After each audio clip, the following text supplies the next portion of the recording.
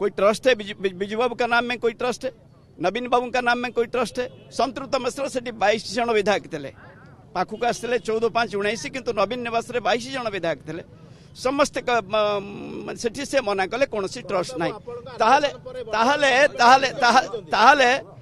से सेठी संगे संगे कहले प्रभात कथा ही जाओ, प्रभात का सहित टेलीफोन ने कथा पचारू पचारू मत से दिन कथा ही नथिले जेहेतु कैंडिडेट डिक्लेयर हला मना करथिले सिग्नेचर करछंती आउटसाइड ऑफ द स्टेट रे तांको अंतत राज्यसभा टिकेट न दिया जाओ ए थिला मोर लक्ष्य।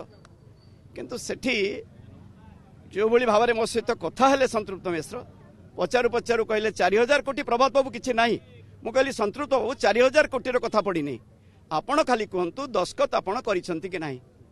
कहले कौन सी ना ये बेसलेस एलिगेशन मते कहले।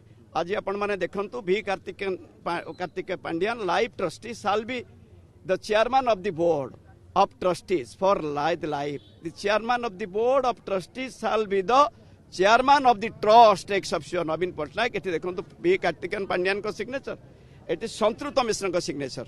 ई को भली भाव ओडिशा राज्य रे कोन सब रजिस्टर ऑफिस नाही। एठी देखंतु एठी मध्ये संतृप्त मिश्र दस्खत करछन्ती, फोटो भी दैछन्ती।